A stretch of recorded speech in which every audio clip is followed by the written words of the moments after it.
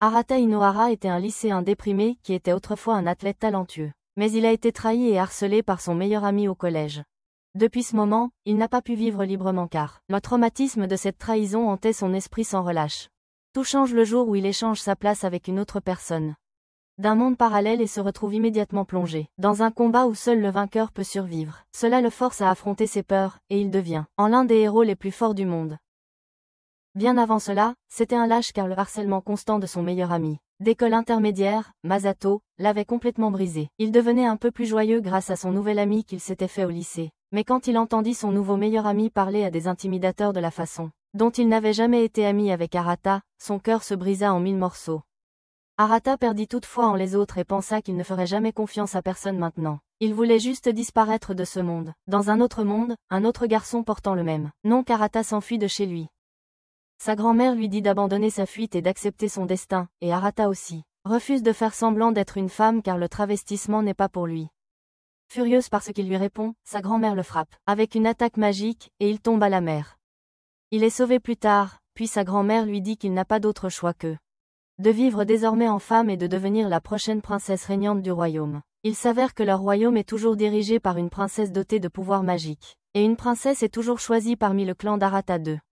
La princesse actuelle est maintenant âgée, mais le clan n'a pas eu de fille depuis de nombreuses décennies pour la remplacer. C'est pourquoi la grand-mère d'Arata II a déclaré qu'il était une fille à sa naissance. Et maintenant il doit devenir la prochaine princesse régnante. Il lui dit que c'est impossible car seules les femmes peuvent utiliser la magie dans ce monde. Et c'est l'un des critères les plus importants pour devenir la princesse régnante. Cependant, grand-mère lui dit que s'il ne va pas en tant que prochaine princesse, tout leur clan sera anéanti pour ne pas avoir accompli leur devoir. Elle dit à Arata II d'avaler sa fierté et de devenir une femme, afin qu'ils puissent protéger leur clan et leur arme divine. Arata II se contente de soulever l'épée rouillée et commence à jouer avec, disant que ce n'est qu'un morceau de ferraille, pas une arme divine. Grand-mère lui crie dessus mais subit soudainement un AVC, et la voyant ainsi, Arata II n'a d'autre choix que de se comporter en femme pour le clan sacré. Le lendemain, Arata II monte dans une calèche avec son serviteur personnel Kotoa, qui explique que la princesse Sume est dieu de ce monde qui réside dans les épées.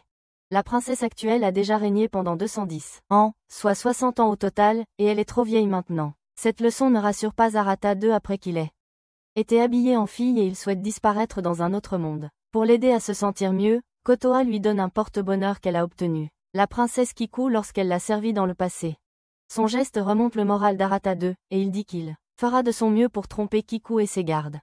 Le lendemain, il se rend dans la capitale et entre dans la gigantesque tour qui est la résidence de la princesse régnante. Arata II monte au sommet de la tour et se retrouve entouré des sanctuaires des 12 gardiens, les guerriers les plus puissants du royaume et les gardes loyaux de la princesse. Soudain, la princesse Kiku vient le saluer et commencer la cérémonie, et Arata II est étonné de voir qu'elle n'est pas une vieille sorcière comme il l'imaginait, mais une personne humble à la place. Arata II découvre que Kiku est une personne très gentille et agréable, et il ne veut pas trahir sa confiance. Mais soudain, l'un de ses 12 gardes bondit vers l'autel et la frappe. Elle est dévastée par la trahison de l'homme nommé Kanaji et l'attaque avec une décharge magique, mais elle est trop faible pour faire du mal. La princesse tombe au sol et utilise le dernier de son énergie pour préserver sa corps, et alors qu'Arata II laisse échapper sa véritable voix, Kana apprend qu'il est un homme. Il comptait de toute façon tuer la prochaine princesse, donc, il ne se soucie pas du genre dans cette affaire. Arata II panique et demande aux 12 gardiens de faire quelque chose parce que la princesse qu'ils sont censés protéger vient de mourir, mais il s'avère que chacun d'eux est un traître. Kana attaque soudainement Arata II, qui parvient d'une manière ou d'une autre à esquiver l'attaque puis saute dans la piscine en dessous. Alors que les flammes vertes au sommet de la tour s'éteignent, le public panique et Kana dit à tout le monde que la princesse a été tuée par un homme nommé Arata, qui a prétendu être une femme pour s'approcher d'elle sans éveiller de soupçons. Kana mobilise toute l'armée pour retrouver Arata II, qui court à travers la ville torse nu pour atteindre un endroit sûr. Dans un désespoir, il se dirige vers la forêt de Kando, connue pour être un lieu redouté, qui consume ceux qui y entrent, et ceux qui en sortent sont à jamais changés. Arata II ne peut s'empêcher de penser à la trahison des 12 gardiens envers la princesse lorsque, soudain, la forêt commence à résonner de bruits étranges. Arata II se demande ce qui se passe, et en même temps, il entend aussi quelqu'un l'appeler par son nom. Pendant un bref instant, ils se voient flotter dans le ciel, puis ils échangent leur place. Arata se retrouve dans la forêt, incapable de comprendre ce qui vient de se passer ou où il se trouve. Juste au moment où il sort de la forêt et regarde la tour, une flèche rapide le manque de peu. Kana et quelques soldats sont là pour l'attraper, car pour eux, il ressemble exactement à Arata II. Arata se réfugie dans les arbres pour éviter leurs flèches, et soudain, il est téléporté ailleurs. Kodoha lui saute dessus à l'improviste, car elle croit aussi qu'il est Arata II. Elle dit qu'elle est vraiment heureuse qu'il aille bien, mais Arata lui demande qui elle est. Elle répond que ce n'est pas le moment de jouer et attrape sa main alors qu'elle le conduit en sécurité jusqu'à leur village. Une fois arrivé au village, Kodoha dit à Granny que Kikyu est morte et que tout le monde pense qu'Arata II l'a tuée. Granny est choquée, puis Kodoha ajoute qu'Arata II a également perdu la mémoire après être entré dans la forêt de Kando. Granny est paniquée et emmène Arata au sous-sol secret, où il révèle qu'il vient d'un autre monde. Elle le croit parce que la légende des forêts de Kando dit que ceux qui reviennent de la forêt sont complètement changés, et cela pourrait être parce qu'ils sont tous échangés avec une autre personne d'un monde différent. Arata est choqué d'entendre cela et demande s'il peut revenir, mais elle refuse, disant qu'il doit vivre en tant qu'Arata II maintenant. Arata refuse de vivre en tant que criminel recherché, mais Mami est ferme sur le fait que son petit-fils ne commettrait jamais un crime comme celui-ci. Arata devient fou en pensant à sa vie, qui est pleine de souffrances constantes, quand tout à coup Mami entend les cris de Kodoha. Elle sort pour découvrir que Kana a pris Kodoha en otage, et il exige que la vieille femme lui remette Arata II si elle veut que la fille vive. La grand-mère prétend ne rien savoir, alors Kana torture Kodoha, lui demandant si elle veut mourir en protégeant un criminel. Elle crie qu'elle croit qu'Arata II n'a pas tué la princesse, et ces mots bouleversent Arata jusqu'au plus profond de lui-même. Il ne peut pas laisser la foi de quelqu'un d'autre être trahi, alors il sort pour sauver Kodoha. Kana jette Kodoha de côté en ordonnant à son soldat de le tuer.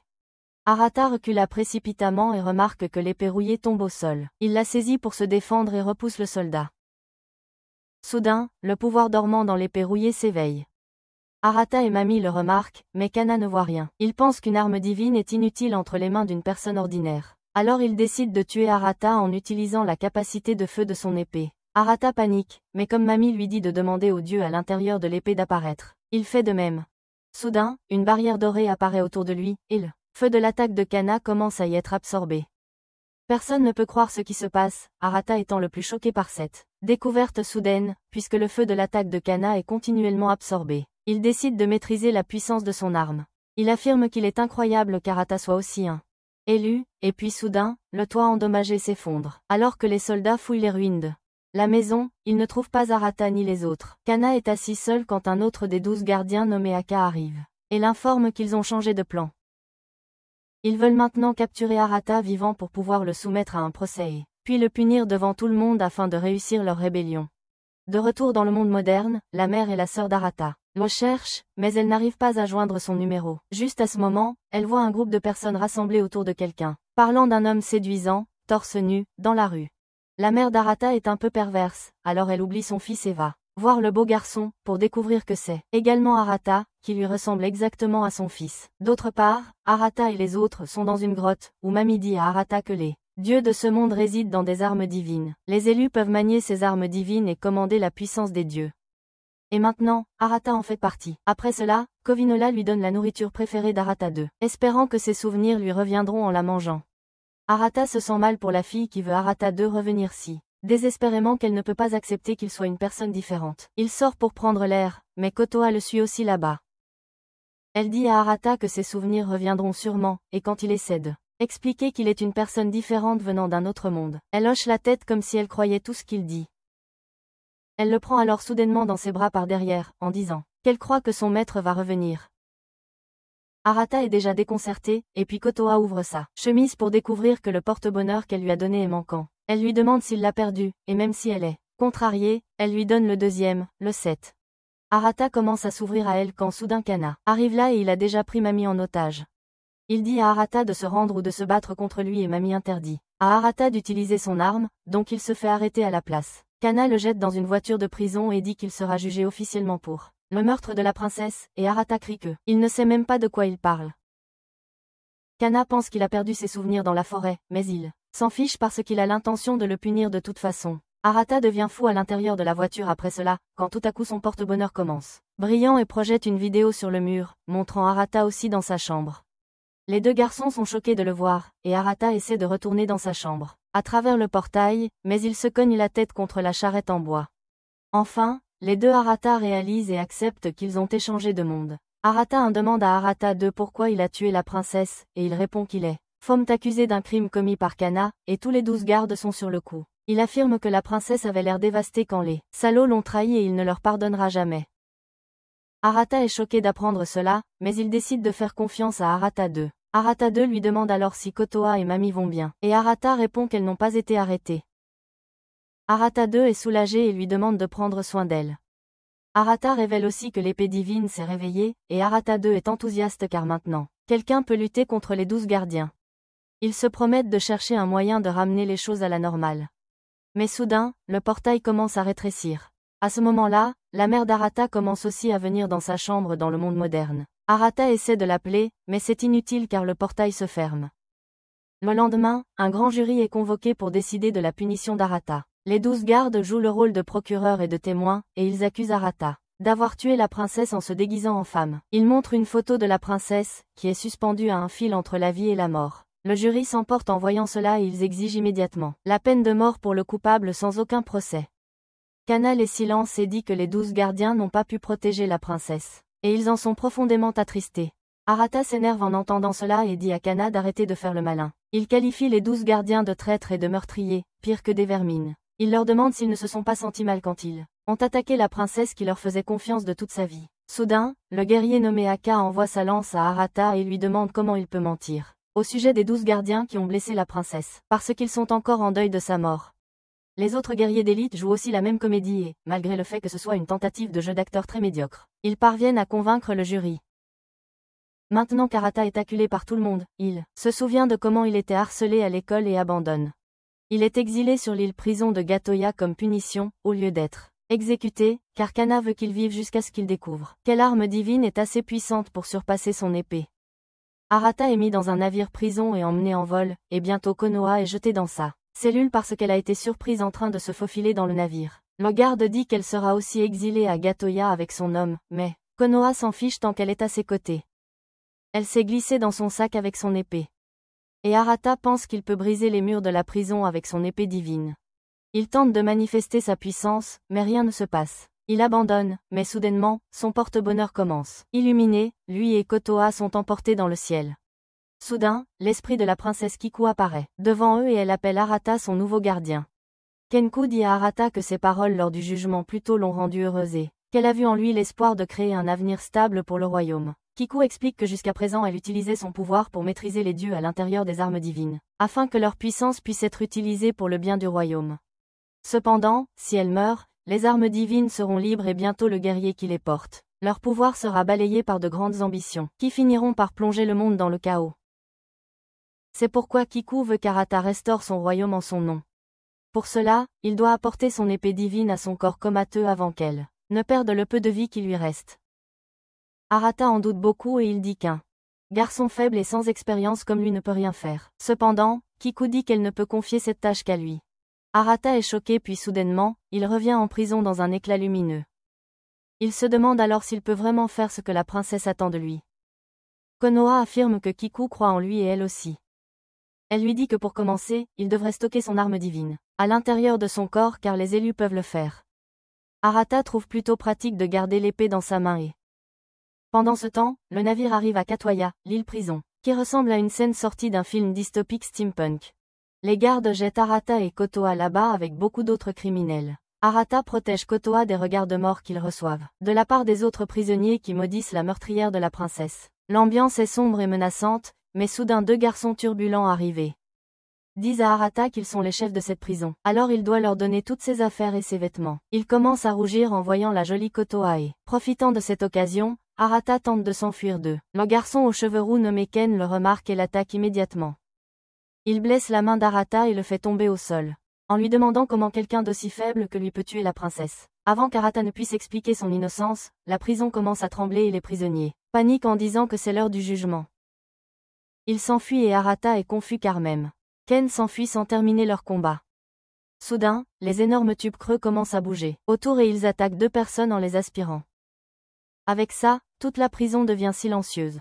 Arata se demande ce qui se passe quand une femme arrive et lui dit que c'est l'acte du directeur Tsuba qui dirige cette prison. Chaque jour, il choisit deux prisonniers et les mange. Et tout le monde appelle ça l'heure du jugement. La femme vole alors une épingle dans les cheveux de Kotoa en disant que c'est le prix pour donner des informations en retournant. Peu après, Arata essaie de s'échapper de la prison en utilisant son épée. Il essaie de faire appel à son pouvoir, mais c'est complètement inutile. Entre-temps, Kotoa a trouvé un bain chaud pour Arata et elle propose de lui frotter le dos.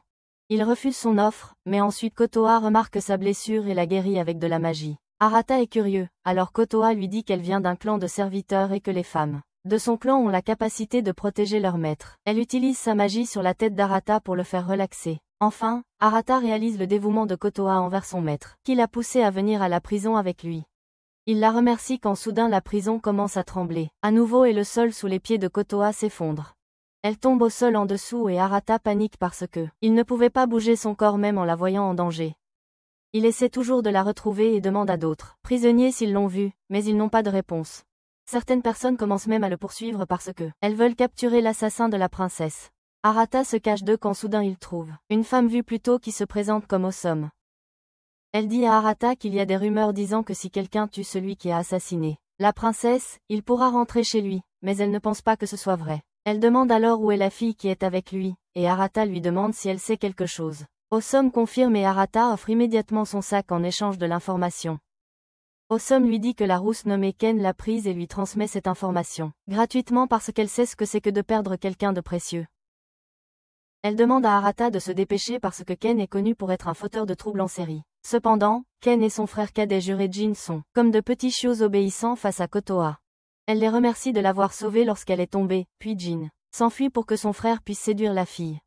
Cependant, Ken ne sait pas non plus quoi faire avec la fille, alors il quitte rapidement la pièce. Dehors, il trouve Jin inconscient et Arata à ses côtés.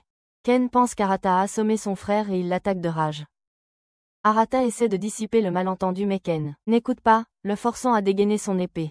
À ce moment-là, Jin se réveille et dit à son frère qu'Arata n'est pas l'ennemi. Soudain, un criminel se précipite pour attaquer Ken mais Arata le met KO d'un coup de pied. Ken reconnaît l'homme comme un membre de la bande rivale, puis Jin lui dit que une bande l'a attaqué et lui a volé sa bague, mais ensuite Arata l'a sauvé. Ken a demandé à Arata de s'occuper de Jin pendant qu'il se précipite, pour se venger et récupérer la bague de son frère.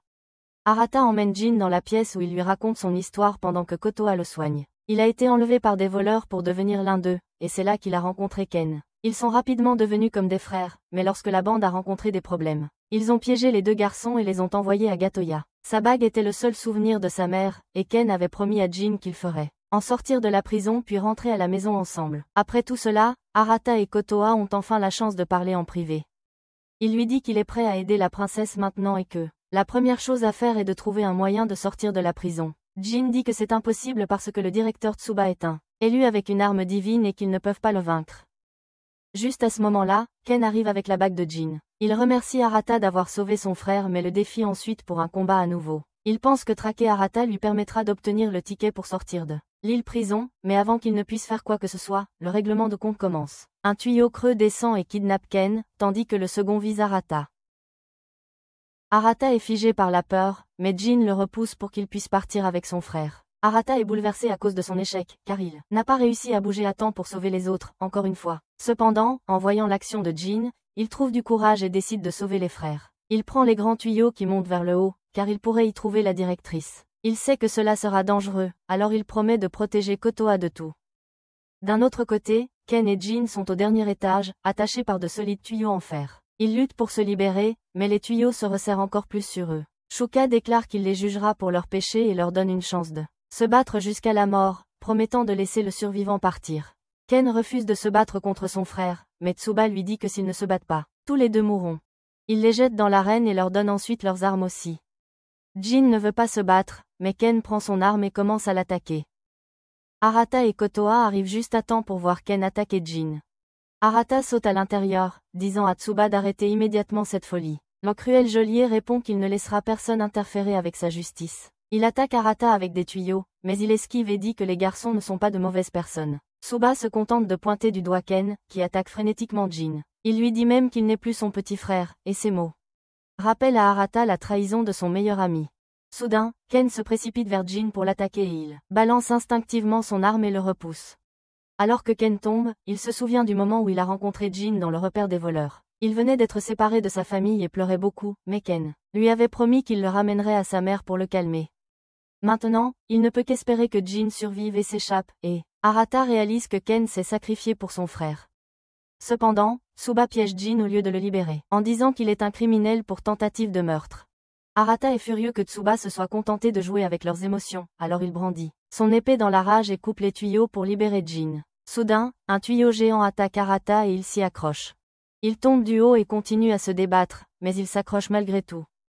Tout le monde assiste également au combat, puis Tsuba demande à Arata comment il peut lui faire face. Et il ne sait même pas comment utiliser son arme. Konoha crie son nom et Arata soudainement se souvient de sa promesse de toujours la protéger. Il demande à son arme divine de montrer sa véritable puissance. Soudain, une lumière dorée rayonne de son épée, éblouissant tous les prisonniers. Arata est dans sa barrière dorée et les tuyaux autour de lui commencent à se désintégrer alors qu'il s'en approche. Tsuba attaque Arata de toutes ses forces, mais un seul coup d'Arata neutralise son attaque et révèle le vrai corps du geôlier. Qui était sous l'île tout ce temps? C'est juste un vieil homme avec des tuyaux qui sortent de son corps et une arme noire qui lui transperce le ventre. Arata pense que le pauvre homme souffre, alors il essaie de le libérer. Mais juste au moment où il tient son épée noire, il voit le passé de Tsuba. C'était une personne douce et gentille autrefois et il traitait les criminels avec compassion, leur disant de reconsidérer leurs actions et de changer leur vie pour sortir. Cependant, un homme en qui il avait confiance l'a trahi parce que il avait l'impression que Tsuba le méprisait. Il l'a tranché puis l'a jeté dans le volcan, avant de le poignarder avec son arme divine. À cause de cette trahison, Tsuba a rejoint le côté obscur et est devenu un démon. Des tuyaux ont commencé à sortir de son corps, tuant le traître et transformant la prison. L'esprit tordu de Tsuba a décidé de ne plus faire confiance à personne, et il a utilisé son pouvoir pour piéger tout le monde dans l'enfer qu'il a créé. Arata comprend enfin la raison pour laquelle Tsuba est devenu comme ça. Mais le vieux gardien pense qu'il ne peut pas le comprendre. Tsuba lui demande de mettre fin à ses jours et même les prisonniers encouragent Arata à tuer le vieil homme. Cependant, Arata calme son arme et puis essaie de tirer l'épée noire de Tsuba. L'aura noire de l'épée commence à se répandre vers Arata, remplissant son esprit de rage et de haine envers ceux qui l'ont trahi. Arata hurle de douleur tandis que des larmes coulent sur son visage. Mais il jure de sauver Tsuba coûte que coûte. Il lui retire l'épée et tombe à genoux.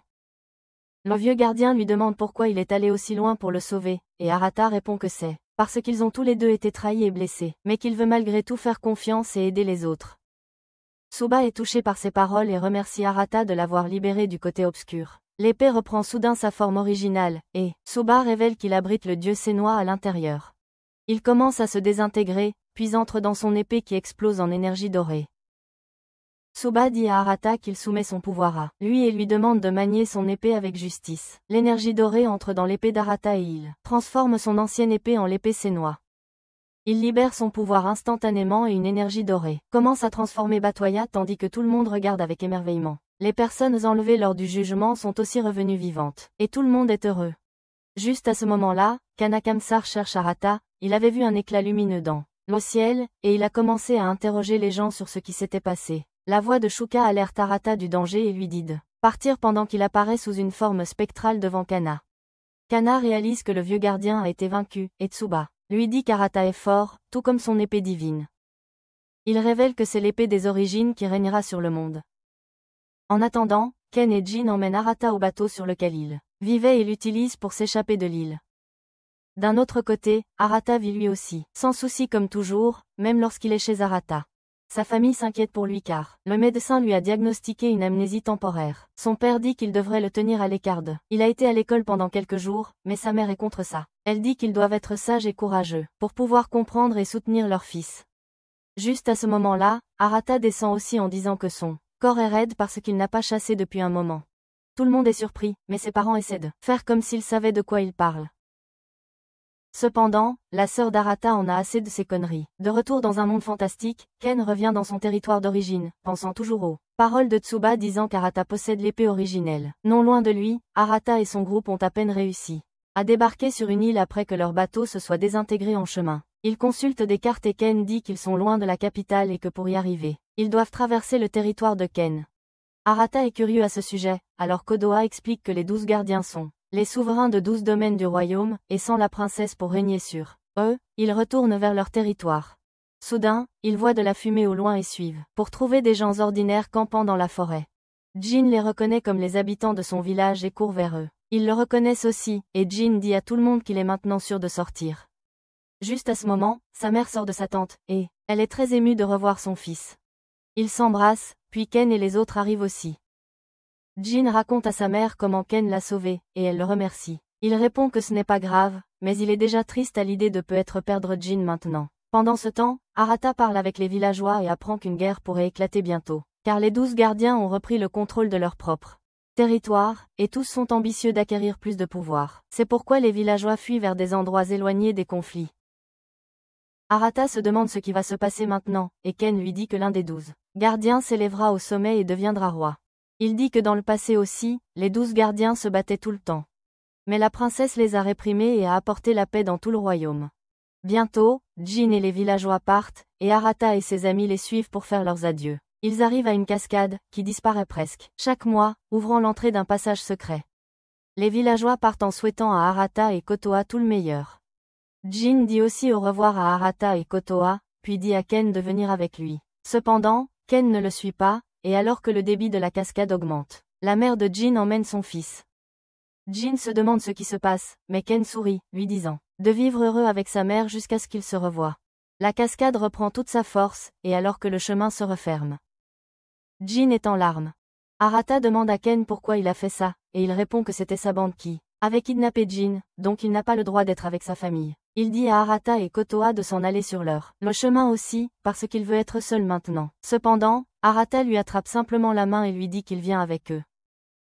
Bien qu'à moitié réticent, Ken décide de les accompagner. Arata se fatigue rapidement pendant le voyage, et lorsque le groupe décide de faire une pause, ils aperçoivent un énorme monstre qui effraie Arata. Il rugit bruyamment puis se met à les poursuivre. Il court et trébuche, et le monstre en colère passe au-dessus d'eux sans réaliser qu'ils étaient dessous. Une fois qu'Arata et ses amis sont en sécurité, ils voient un mouvement dans les buissons et trouvent une fille tenant l'œuf du monstre qu'ils viennent de voir. Le monstre les retrouve à nouveau, et tout le monde s'enfuit. Ken est le dernier à réagir, alors le monstre le poursuit tandis que les autres atteignent la sécurité. Arata et Kotoa demandent à la fille nommée Ino pourquoi elle a volé l'œuf du monstre, car cela pourrait être dangereux, et elle répond que sa maîtresse attend un bébé bientôt, alors elle voulait lui donner le gros œuf pour la nutrition. Soudain, le bébé monstre à l'intérieur de l'œuf éclot et Ino est déçue de ne rien pouvoir faire maintenant. Juste à ce moment-là, le maître d'Ino, Oika, arrive en chevauchant sur un étrange cours, et Ken est juste derrière lui. Ken dit que cet homme l'a sauvé, et alors qu'Arata remercie Oika, il développe une forte fièvre et s'effondre. Lorsqu'Arata se réveille, il se trouve chez Oika, avec Ken à ses côtés. La femme d'Oika arrive avec une tenue de rechange, et elle est soulagée de voir qu'Arata est réveillé. Après cela, Arata vérifie ses affaires et trouve son smartphone parmi elles. Il le regarde immédiatement en essayant de cacher le téléphone à Ken, comme s'il était un petit cousin agaçant qui veut savoir s'il a des jeux. Arata allume le téléphone et heureusement, il fonctionne encore. Le dernier message dessus vient de Suguru, son nouvel ami qui l'a trahi à la fin. Arata est un peu morose un instant, mais Ken se rappelle alors de quelque chose d'important. Il dit à Arata que la personne nommée Oika est en fait le serviteur de Ken. S'il découvre leur véritable identité, il pourrait avoir des ennuis, et Arata panique en entendant cela. À ce moment-là, Oika entre dans la pièce avec une épée divine à la main. Il utilise son pouvoir pour réparer la lance abîmée de Ken et voyant Arata choqué, il lui dit que toutes les armes divines ne servent pas à la destruction. Il ajoute ensuite qu'il n'aime pas la guerre non plus, et grâce à Kana, un dirigeant bienveillant, sa région est assez prospère. En même temps, Kana est de retour chez lui, et il est visité la tombe d'une personne qui lui était très chère. Il lui promet qu'il deviendra roi et prendra le trône pour elle. Juste à ce moment-là, un soldat vient en courant vers lui avec des nouvelles. Qu'un de ses plus proches serviteurs a été attaqué. Kana se précipite là-bas pour trouver tout le monde dans le foyer massacré. Et il apprend de son serviteur qu'Oika les a attaqués. Kana est profondément bouleversé en entendant cela, car Eiko était l'un de ses plus proches amis. Il apprend que d'autres serviteurs sont également attaqués, alors il décide de leur venir en aide rapidement. Mais tout le monde a été tué sauf Oika.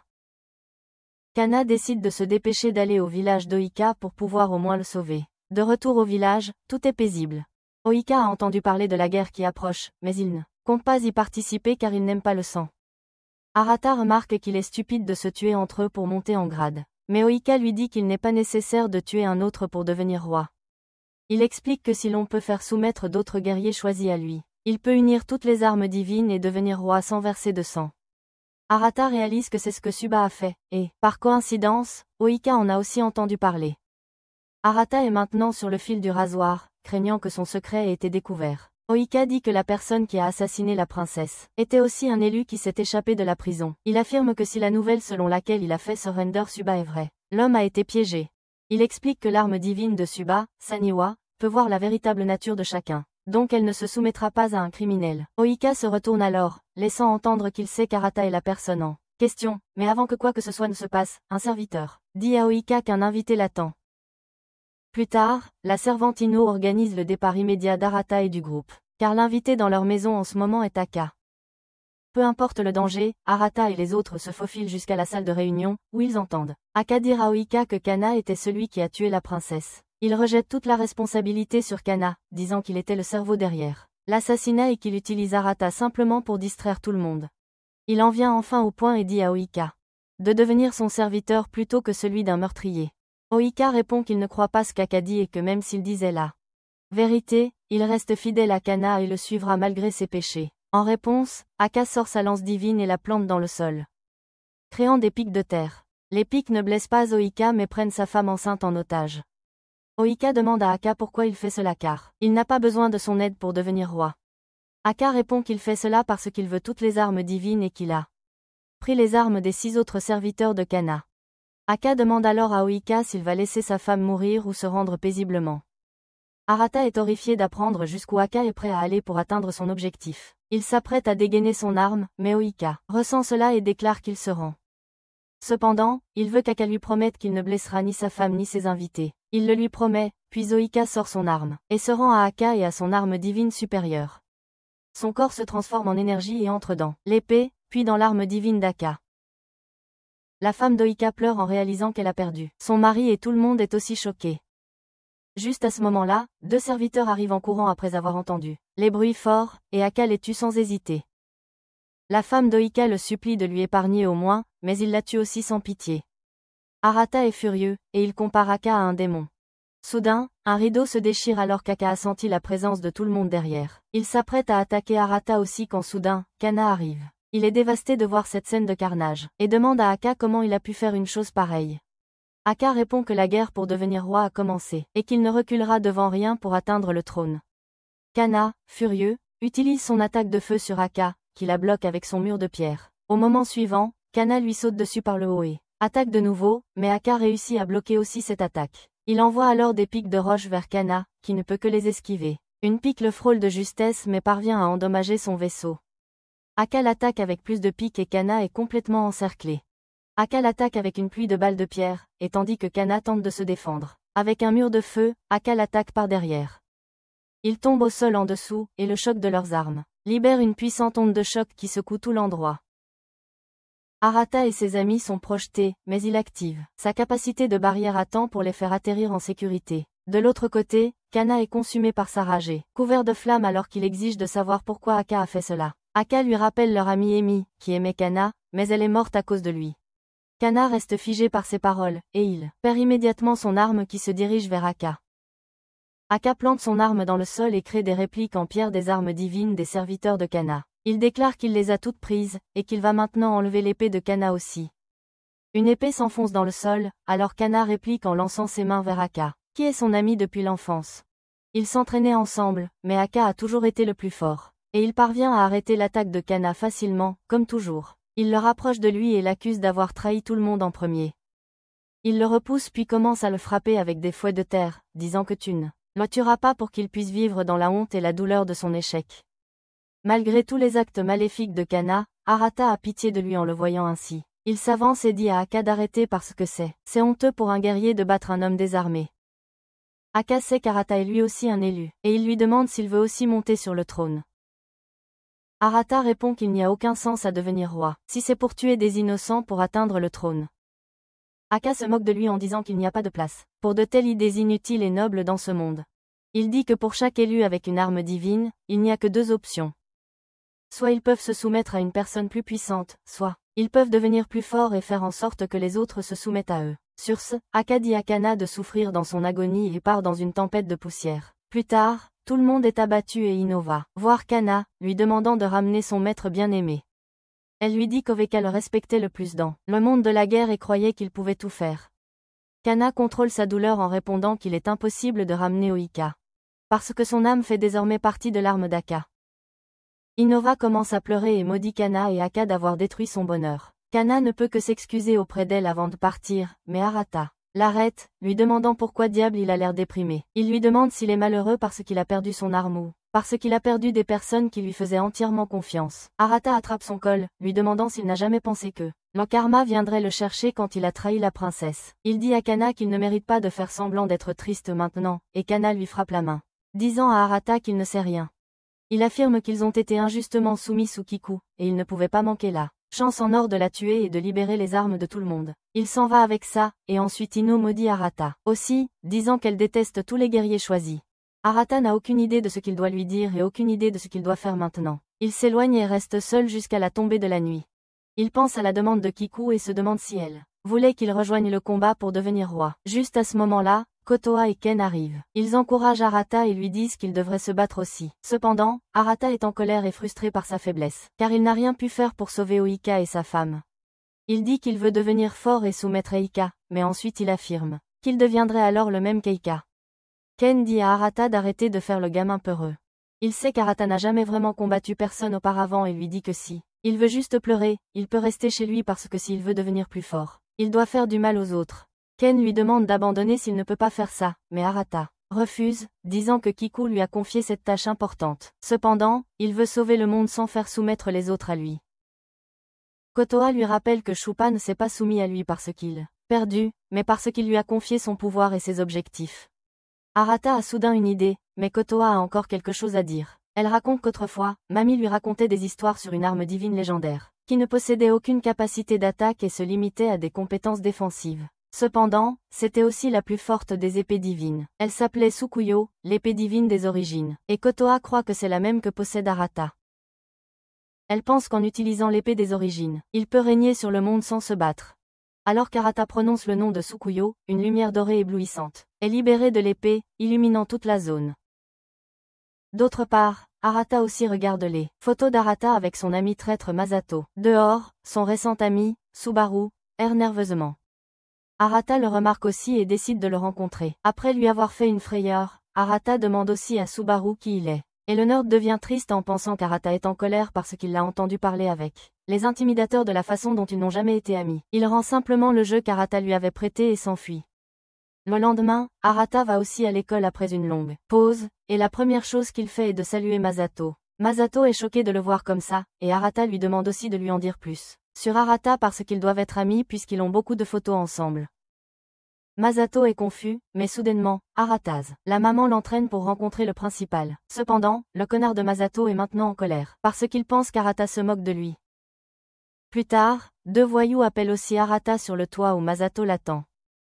Il demande à Arata s'il fait semblant d'avoir une amnésie maintenant, mais il l'ignore et se précipite pour voir la vue depuis le toit. Masato est furieux maintenant et lui demande qui il pense être. Arata lui renvoie la même question. Lui demandant pourquoi il agit comme un prétentieux. Masato est frustré, et alors que d'autres brutes essaient aussi de coincer Arata, il décide de partir, disant qu'il n'est pas intéressé par les types qui ont besoin d'une bande pour être intimidants. Furieux, Masato l'attaque, mais Arata attrape sa main puis le met KO d'un seul coup de pied. Il remarque qu'il agit vraiment de façon arrogante pour quelqu'un d'aussi faible, puis dit qu'il ne comprend pas ce qu'il a avec l'Arata original. C'est ça, mais il ne le laissera plus jamais se faire humilier. Dans le monde fantastique, Arata et les autres sont en train de traverser une rivière quand Kotoa se tord la cheville. Ken propose de la porter sur son dos, mais elle refuse et essaie de marcher en s'appuyant sur Arata. Ils font une pause dans une cabane abandonnée, et Ken part chercher des herbes médicinales. Quand Arata et Kotoa sont seuls, elle s'accroche à lui, disant qu'elle est une jeune fille normale qui doit parfois laisser ses sentiments s'exprimer. Arata est déconcerté, mais il réalise que les sentiments de Kotoa ne sont pas pour lui, mais pour Arata aussi, donc cela ne sert à rien de s'approcher d'elle. Il sort et utilise alors son porte-bonheur pour communiquer avec Arata aussi. Ils se tiennent au courant de la situation de leur côté. Puis Arata demande à Arata aussi ce qu'il pense de Kotoa. Il répond qu'ils ont grandi ensemble, et qu'il la considère comme sa petite sœur, qu'il doit protéger à tout prix. Arata pense que Kotoa sera brisée si elle entend ça. Mais il promet aussi à Arata de le protéger à sa place. Après cela, Arata lui dit qu'il est allé à l'école aujourd'hui et qu'il a fait se comporter un gars pénible nommé Masato. Le cerveau d'Arata se met à tourner en entendant le nom de Masato, et quand Arata lui demande si quelque chose ne va pas, le portail se ferme. Arata est encore perdu dans ses pensées quand Kana se faufile derrière lui et l'étrangle. Elle lui demande de lui remettre son épée divine des origines, mais il refuse. Kana le frappe et le jette au sol. Et soudain, un feu éclate tout autour d'eux. Arata est confus de voir comment Kana peut utiliser le feu sans son épée, et il répond que le feu ici est dû à un phénomène naturel, mais même sans son arme. Il est un élu et il peut le manipuler facilement. Kana attaque Arata avec les flammes et il invoque son épée et active son pouvoir pour bloquer l'attaque. Le bouclier disparaît puis Kana demande à Arata de lui remettre l'épée, et il lui épargnera. Il marche vers Arata, qui ne peut s'empêcher de trembler, et Kana demande pourquoi la légendaire épée des origines a choisi un lâche pathétique comme lui. Il retire l'épée et s'apprête à attaquer Arata, quand Kotova arrive en courant et lui demande de s'arrêter. Soudain, Kotova est enveloppée de flammes et Kana voit d'horribles flashbacks de son passé. Arata court vers elle, mais Kotova lui demande de ne pas s'approcher. Elle lui dit de la laisser parce qu'il a des choses plus importantes à faire, mais Arata se jette dans le feu en disant qu'il a juré de la protéger. Ne voyant pas cela, la blessure à l'épaule de Kana commence à faire mal. Il laisse tomber l'épée en se précipitant pour sauver Arata et Kotova. Il perd connaissance et voit son passé. Il était le fils du seigneur du territoire et Aka et la fille nommée Yeme étaient ses servantes. Ils ont grandi ensemble, Aka étant le partenaire d'entraînement de Kana, et Yeme étant la fille dont il était amoureux. Puis un jour, le seigneur est mort et les serviteurs se sont rebellés pour tuer Kana. Il s'est enfui avec ses deux amis, mais Aka est resté pour arrêter les attaquants. Pendant qu'ils combattaient les assaillants, Kana a emmené Yeme sur un bateau et ils ont dérivé jusqu'à une île lointaine, où ils ont été trouvés par un groupe de personnes, dont la jeune Oika.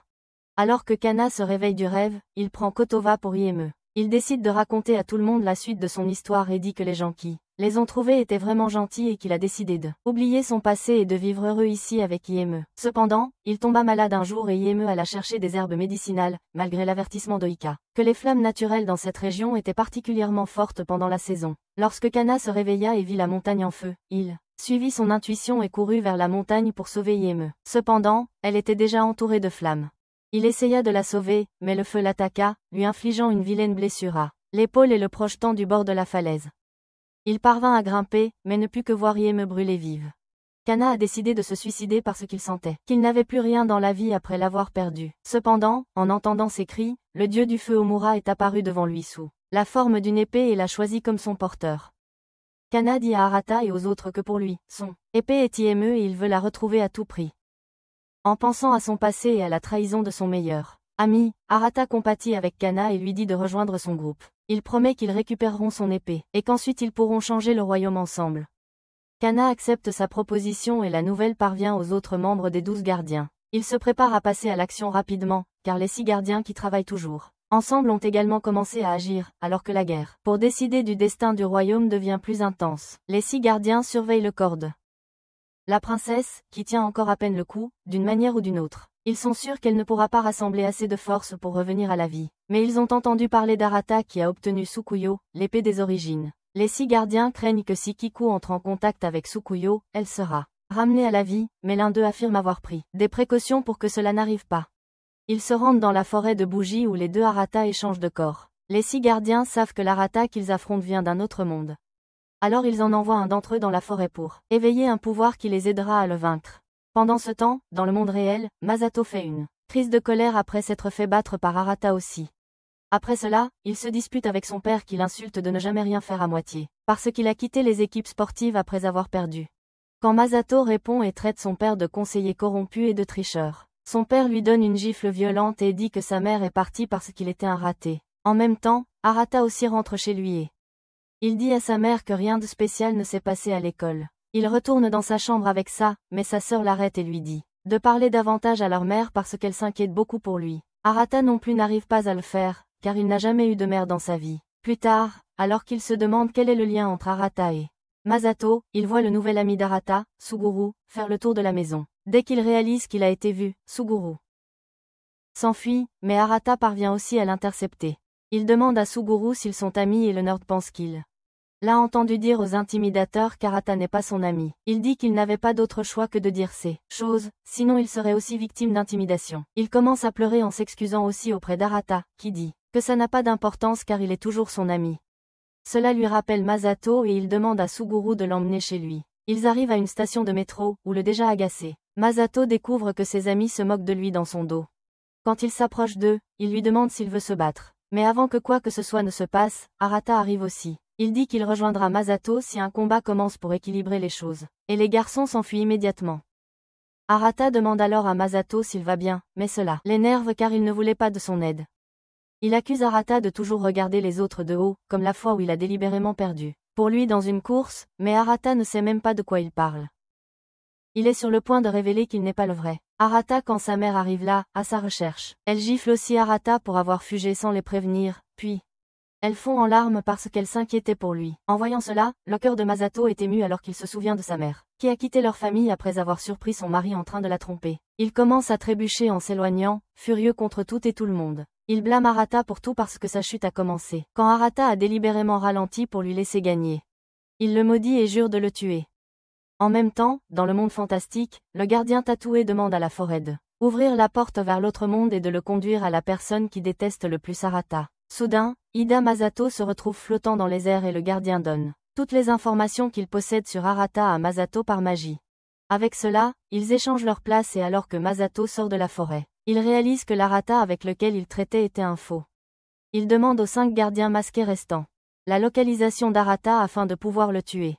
Arata et son groupe traversent une forêt quand il commence soudain à pleuvoir et Kana, qui voyage avec eux maintenant, dit qu'ils sont sur le territoire de Yoru. Il explique que Yoru est l'un des 12 gardiens ayant le pouvoir de contrôler l'eau et de provoquer des pluies. Alors qu'ils essaient de trouver un abri, Arata demande à Kana à propos de les pouvoirs et les personnalités des gardiens restants. Kana refuse de lui dire quoi que ce soit car, au fond, ils sont toujours ennemis. Cependant, il révèle que les 12 gardiens travaillent à peine ensemble. Les 6 gardiens masqués étaient encore plus étranges que les autres car personne n'avait vu leur visage ni leur pouvoir. En même temps, les 5 gardiens emmènent Masato à leur quartier général et lui expliquent comment Arata est devenu un guerrier choisi, et maintenant, il vise à devenir le roi de ce pays. Ils leur disent que lui seul peut arrêter Arata à cause de la haine dans son cœur. Et pour cela, il doit également devenir un guerrier choisi. Masato ne comprend pas tout, mais il est prêt à tout faire pour vaincre Arata. Les 5 gardiens le conduisent dans les profondeurs de leur sous-sol, où ils ouvrent la porte d'une pièce contenant la seule arme qui peut vaincre Arata et son épée, Tsukuyo. On leur dit que l'arme sacrée interdite nommée Orochi, entourée des restes momifiés de ceux qui ont tenté de l'obtenir, dort éternellement. Mais si quelqu'un déteste suffisamment le porteur de Tsukuyo, elle se réveillera et le choisira. Lorsque Masato tient l'épée nommée Orochi, elle s'éveille et tous les guerriers choisis ressentent une sensation étrange. Arata sentant son épée sacrée brûler sa main. L'énergie sombre d'Orochi entoure le corps de Masato, et il lutte pour la maîtriser. Soudain, il se retrouve dans le domaine du dieu terrifiant scellé dans l'épée, qui lui demande de lui montrer sa haine. Masato dit à Orochi de lui donner du pouvoir afin que il puisse détruire Arata, et le dieu maléfique accepte. Il accorde à Masato ses pouvoirs et le choisit comme le guerrier qui répandra la haine et la violence dans le monde.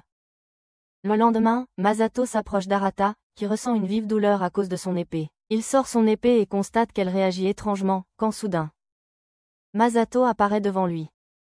Arata est stupéfait en le voyant et il demande à son ami devenu ennemi ce qu'il fait ici. Masato sort simplement l'épée noire Orochi de son corps puis active son pouvoir pour envoyer une lame sombre vers Arata. Arata, terrifié, réagit à temps et active la barrière de son épée pour protéger son groupe, mais il est trop secoué après cela. Kamenoha demande à Arata qui est l'homme devant eux. Et il demande à Masato ce qu'il fait dans ce monde. Masato renvoie la question, demandant si il est venu dans ce monde parce qu'il avait peur de lui. En voyant la réaction d'Arata, Masato pense qu'il a touché juste. Il traite Arata de lâche sans colonne vertébrale qui s'est toujours fait intimider sans riposter. Et c'est une honte d'avoir une telle arme dans ce monde.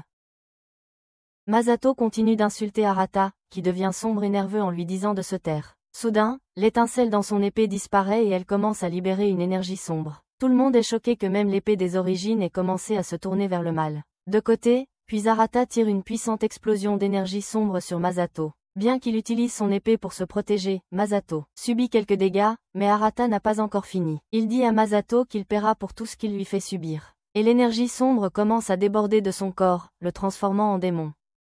Kana dit qu'il doit être arrêté avant de devenir un vrai démon, et Kodoha court vers Arata et le serre dans ses bras, sans se soucier de sa sécurité. Elle demande à Arata de ne pas devenir un démon parce il croit qu'il est l'homme le plus gentil du monde. En entendant ces mots, l'énergie sombre enfin se dissipe et Arata reprend ses esprits. Kodoha perd connaissance à cause de cela et Ken court à ses côtés. Masato s'apprête à attaquer Arata une fois de plus, puis les 5 gardes arrivent et lui disent de reculer pour l'instant. Ils n'avaient pas prévu que même Tsukuyo pourrait se démoniser, et ils décident donc que Masato doit éveiller la pleine puissance d'Orochi avant de combattre Arata. Masato jette un coup d'œil à Arata, déprimé, avant de s'en aller et Kana réalise que les 6 gardiens sont désormais leurs ennemis. Arata est trop dévasté et honteux pour remarquer quoi que ce soit, et il laisse tomber son épée. Kana saisit cette occasion et prend immédiatement l'épée. Il s'enfuit avec et Ken se met à sa poursuite pour récupérer l'épée. Ce n'est qu'après cela qu'Arata remarque Kodoha allongée, inconsciente, sur le sol. Il l'appelle frénétiquement, et elle se réveille, soulagée qu'Arata soit toujours normale. Il se réfugie dans une cabane abandonnée où Arata se sent coupable d'avoir blessé Kodoha. Elle lui demande seulement ce qu'il sait sur Masato et ce qu'il voulait dire en parlant de l'autre monde.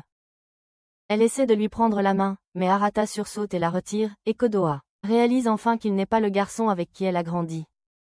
Arata confirme qu'il a échangé sa place avec Arata aussi après être entré dans la forêt de Kanda. Il dit à Kodoha que quand il a essayé de lui dire la vérité, elle ne l'a pas cru et qu'il n'y avait pas assez de temps pour prouver les choses.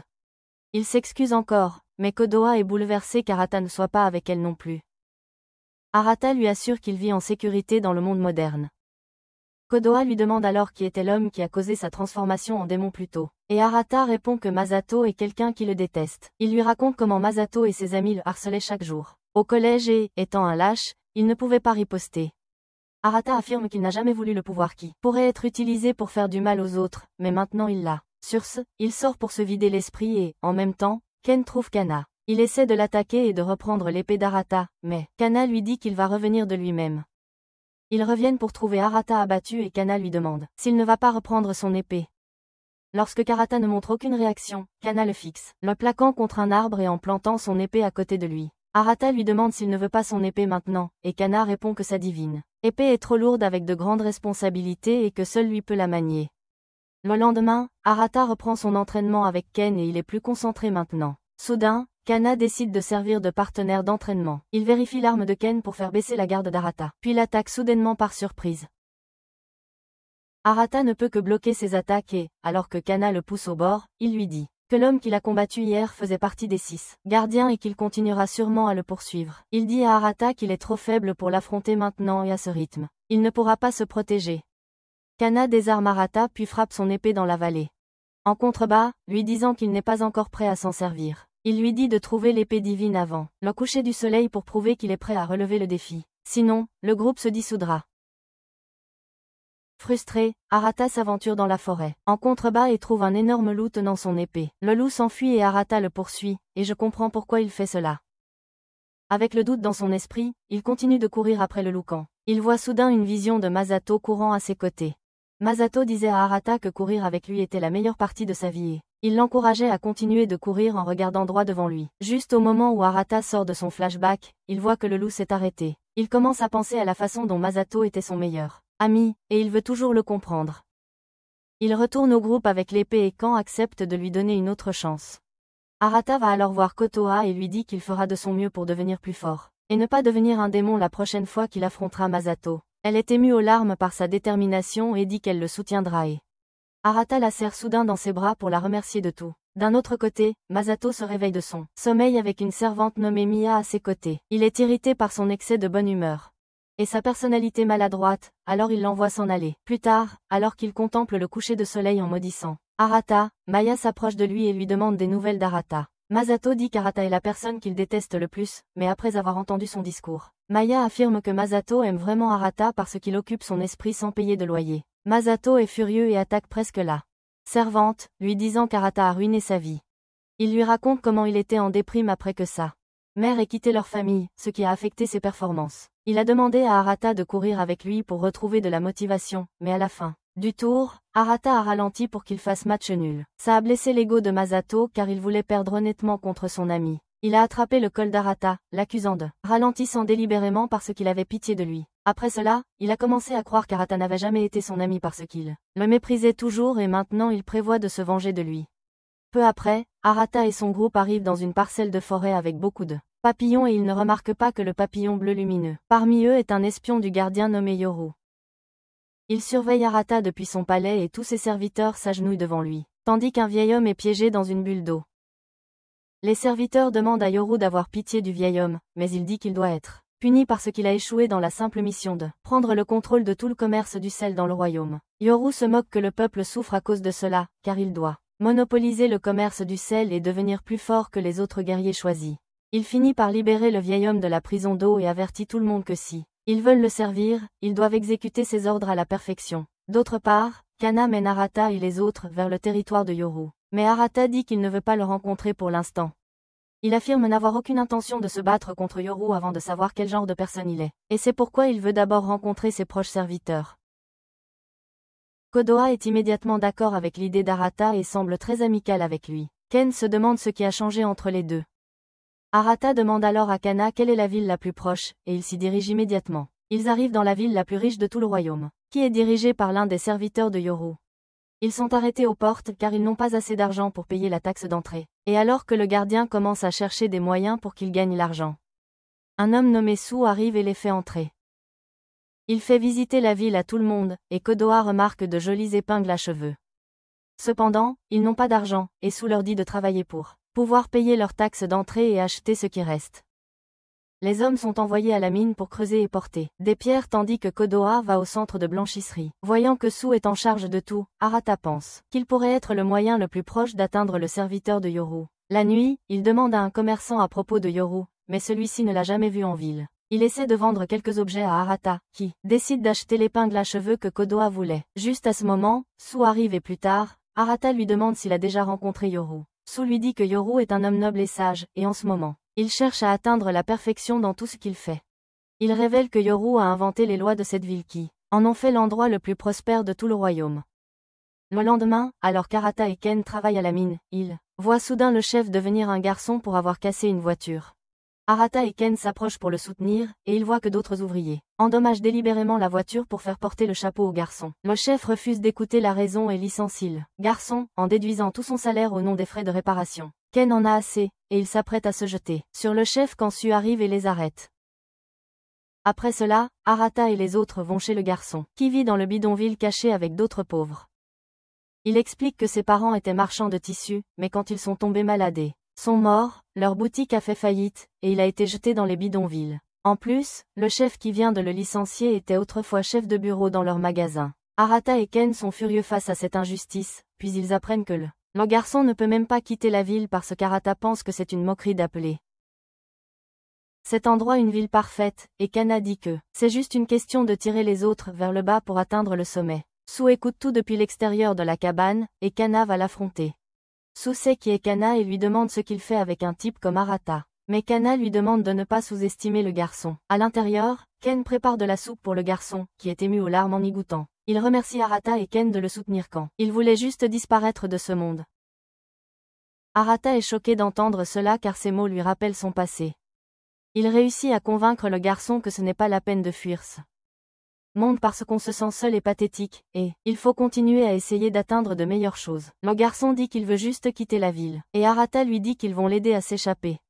Juste à ce moment-là, Kotola et Kana arrivent aussi, et ils sont également prêts à aider le garçon. La nuit, ils atteignent les portes et neutralisent les gardes. Ils sont sur le point de s'échapper quand soudain Su arrive.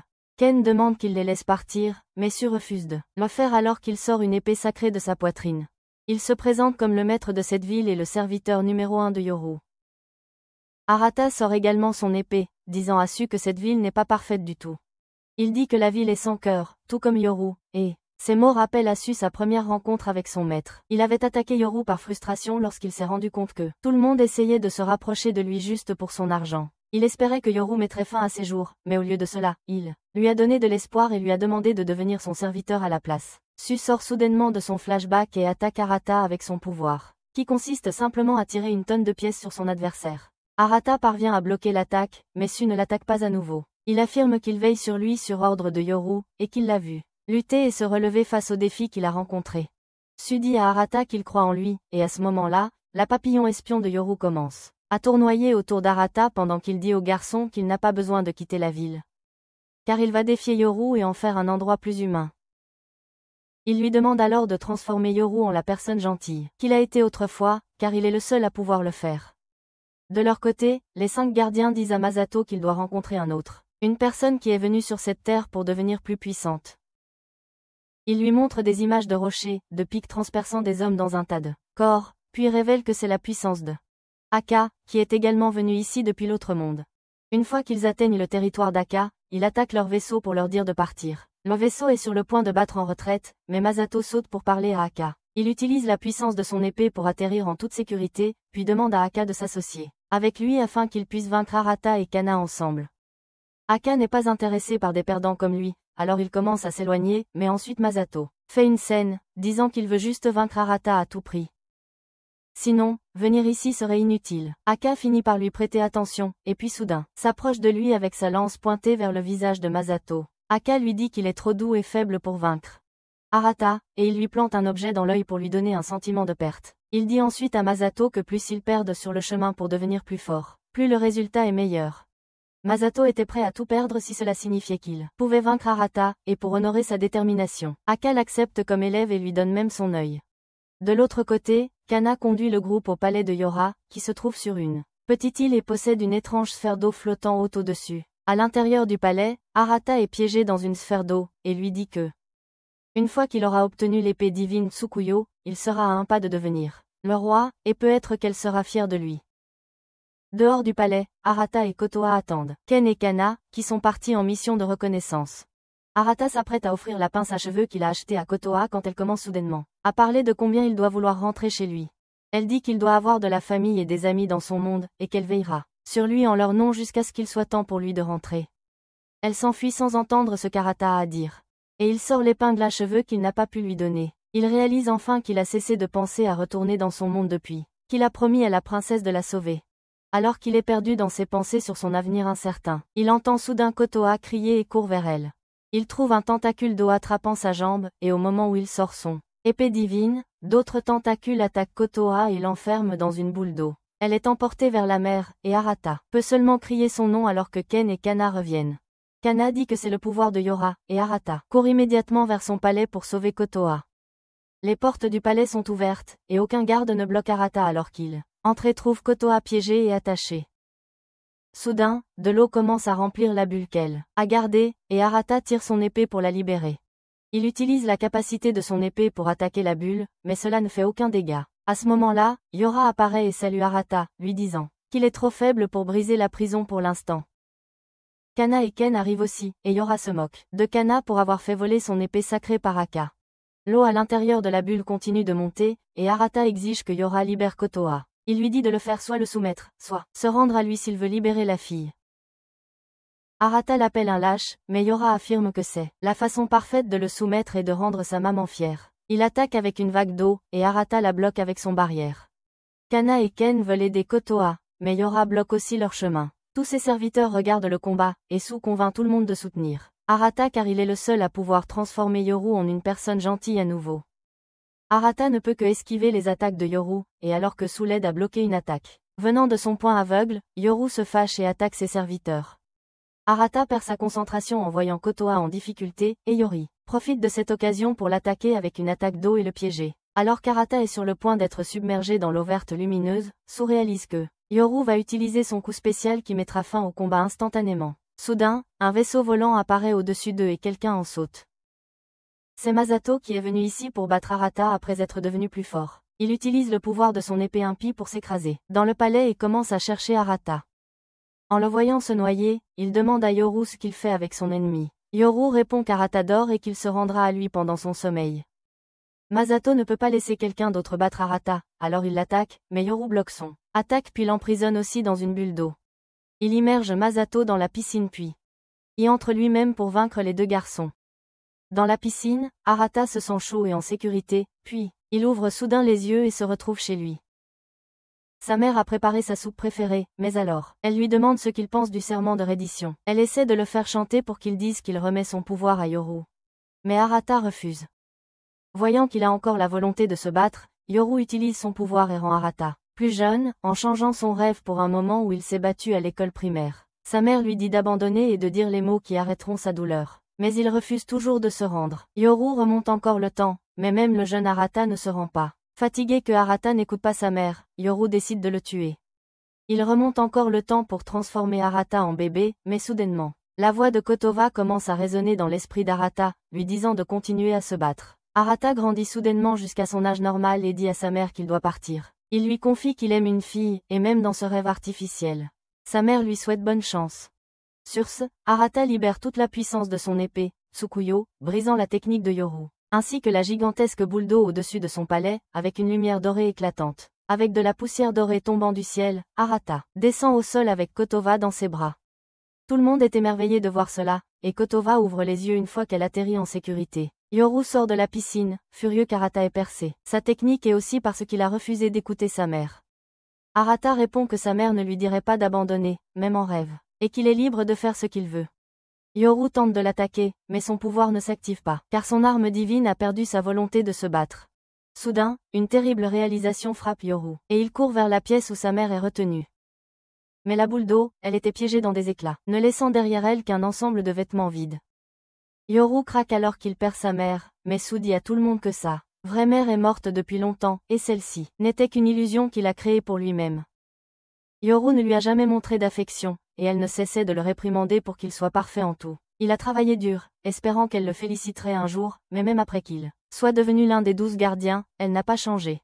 Elle est décédée peu après, et Yoru pensait que s'il devenait roi, elle le reconnaîtrait enfin.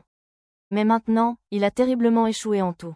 Kana s'avance soudain vers une petite boîte sur un support, et Yoru lui dit de ne pas la toucher, car c'est le cadeau que sa mère lui a donné juste avant de mourir. Kana lui demande ce qu'il y a à l'intérieur, et Yoru répond qu'il n'a jamais osé l'ouvrir parce qu'il sentait qu'il n'en était pas digne.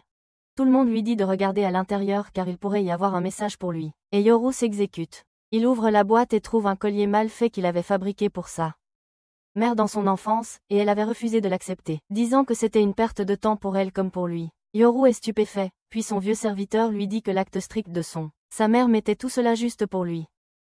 Elle savait que Yoru était un enfant gâté et gentil qui ne connaissait rien des défis du monde réel.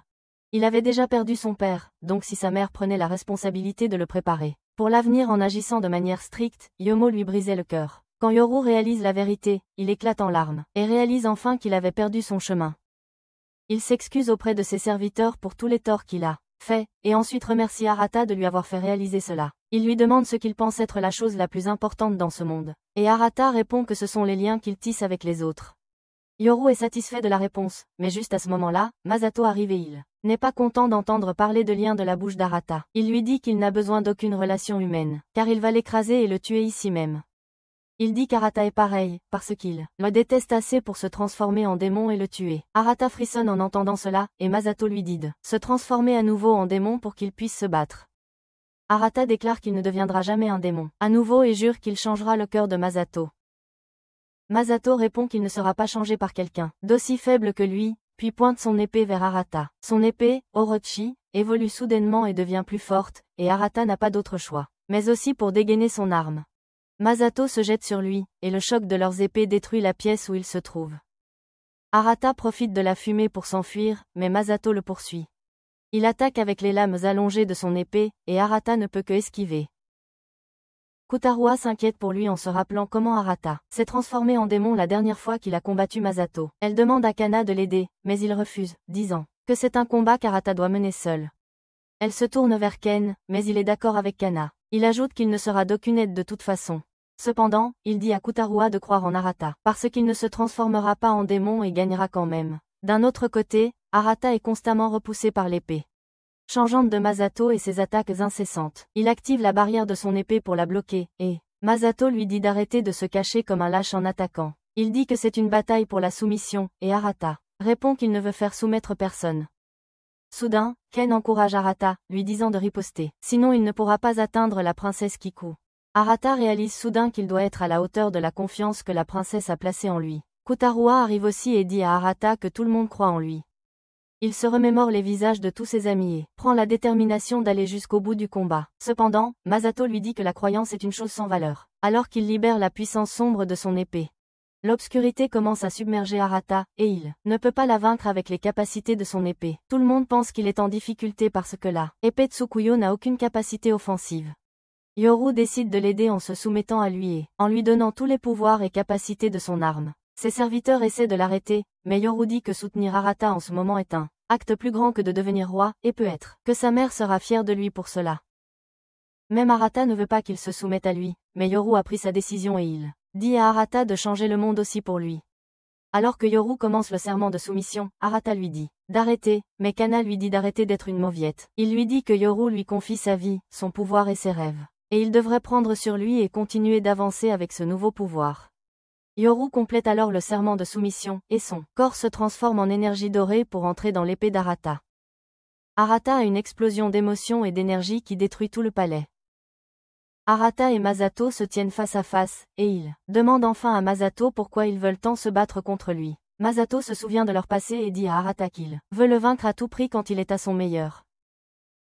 Arata demande s'il n'est pas satisfait de toute cette intimidation au fil des ans, mais Masato lui dit qu'il est trop stupide pour comprendre la vérité. Il attaque soudainement Arata avec les lames fouet, mais Arata transforme son épée en arme de Yoru et dévie les attaques de Masato avec des jets d'eau. Masato essaie d'attaquer à nouveau, mais Arata dévie ses lames cette fois aussi. Voyant qu'Arata prend enfin leur combat au sérieux, Masato décide que c'est sa chance de le vaincre correctement. Il utilise les lames fouet pour se propulser dans les airs et charge ensuite vers Arata, avec tous deux invoquant la puissance de leurs épées divines. Arata dit à Masato que son combat n'est plus seulement le sien, alors il ne va pas perdre. Il repousse Masato avant de libérer toute la puissance de son épée qui commence à briller et à se réparer. Soudain, le sol commence à trembler, et d'immenses piliers de roches émergent de la mer. Tout le monde est impressionné par la puissance d'Arata, même Masato reste sans voix. Arata déclare que, pour ses amis dans ce monde, il combattra de toutes ses forces. Il lève son épée, créant une barrière dorée et un ensemble d'ailes éthérées faites d'énergie pure autour de lui. Tout le monde est stupéfait de voir cela, car Arata a enfin activé la pleine puissance de Tsukuyo. Il balance son épée et une énorme rafale d'énergie est envoyée vers Masato, qui déclare qu'il n'abandonnera pas son rêve et qu'il le vaincra sûrement un jour. Il dit à Arata d'attendre la prochaine fois qu'ils se battront et, puis est emporté par l'énorme quantité d'énergie. Alors qu'Arata savoure sa victoire, il a soudain l'impression du temps où il courait avec Masato au collège. Ce n'est pas comme s'il avait été dans un combat à mort, mais dans une compétition amicale. Il s'assoit alors en remerciant Tsukuyo de lui avoir donné sa puissance. Soudain, Kodova grimpe sur le rocher et fredonne Arata, lui disant qu'elle est soulagée qu'il soit indemne. Arata profite de cette occasion pour lui donner l'épingle à cheveux. Il l'a achetée pour elle, et elle est heureuse de le recevoir. Après cela, Arata rencontre les serviteurs de Yora qui ont décidé de suivre l'exemple de leur maître et de se soumettre aussi à Arata. Il leur demande s'ils en sont sûrs et tout le monde lui dit qu'ils veulent lui donner leur pouvoir pour qu'il puisse changer le monde. Avec cela, tous les serviteurs se soumettent à Arata et deviennent une partie de sa force. Après avoir absorbé leur énergie et leur force vitale, Arata déclare qu'il continuera d'avancer pour prouver que tout le monde avait raison de lui faire confiance. Si vous avez aimé cette vidéo, abonnez-vous et regardez la vidéo à l'écran ensuite.